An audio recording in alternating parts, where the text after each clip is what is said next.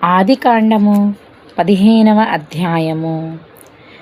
ఇవి జరిగిన తరువాత యెహోవా వాక్యము అబ్రామునకు దర్శనమందు వచ్చి, అబ్రామా, భయపడకుము, నేను నీకు కేడెము, నీ బహుమానము అత్యధికమగునని చెప్పెను.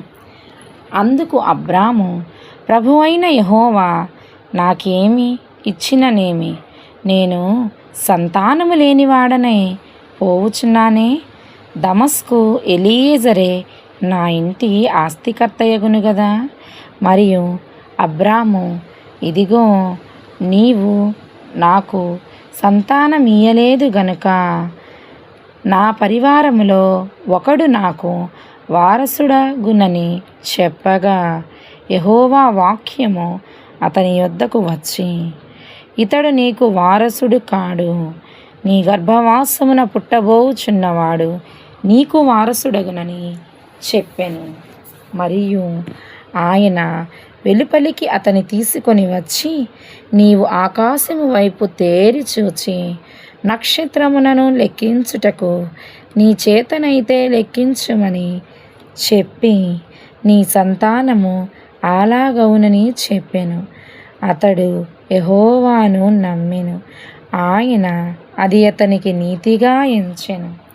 మరియు ఆయన, నీవు ఈ దేశమును స్వతంత్రించుకొనున్నట్లు దాని నీకిచ్చుటకు కల్దీయుల ఊరను పట్టణములో నుండి నిన్ను యువతలకు తీసుకొని వచ్చిన యెహోవాను నేనే అని చెప్పినప్పుడు, అతడు, ప్రభువైన యెహోవా, నేను దీని స్వతంత్రించుకొనేదనని నాకెట్లు తెలియననగా, ఆయన 3 ఏండ్ల పెయ్యను, 3 ఏండ్ల మేకను, 3 ఏండ్ల పొట్టేలును, ఒక తెల్లగువ్వను, ఒక పావురపు పిల్లను నా యొద్దకు తెమ్మని అతనితో చెప్పెను.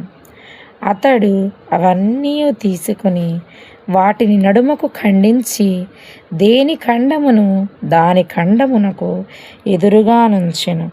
పక్షులను అతడు ఖండింపలేదు. గద్దలు ఆ కళేబరముల మీద వాలినప్పుడు అబ్రాము వాటిని తోలివేసెను. ప్రొద్దుగ్రుంకపోయినప్పుడు అబ్రామునకు గాఢ నిద్ర పుట్టెను.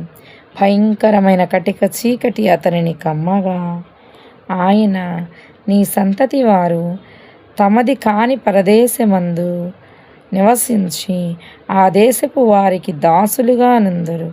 వారు 400 ఏండ్లు వీరిని శ్రమ పెట్టుదురు. వీరు ఎవరికి దాసులవుదురో ఆ జనమునకు నేనే తీర్పు తీర్చుదును. తరువాత వారు మిక్కిలి ఆస్తితో బయలుదేరి వచ్చెదరు. నీవు క్షేమముగా నీ పితరుల యొద్దకు పోయెదవు. మంచి వృద్ధాప్యమందు పాతిపెట్టబడదువు. అమోరీయుల అక్రమము ఇంకనూ సంపూర్ణము కాలేదు కనుక నీ 4వ తరము వారు ఇక్కడికి మరలా వచ్చెదరని నిశ్చయముగా తెలుసుకొనుమని అబ్రాముతో చెప్పాను. మరియు ప్రొద్దుగ్రుంకి కటిక చీకటి పడినప్పుడు రాజుచున్న పొయ్యియు అగ్ని జ్వాలయును కనబడి ఆ ఖండముల మధ్య నడిచిపోయెను.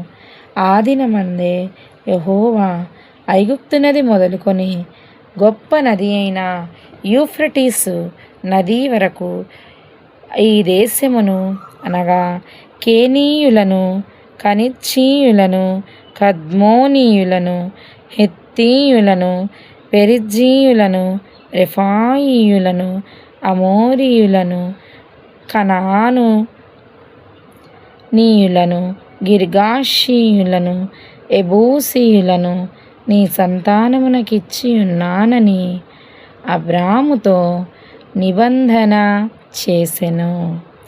ఆమేన్.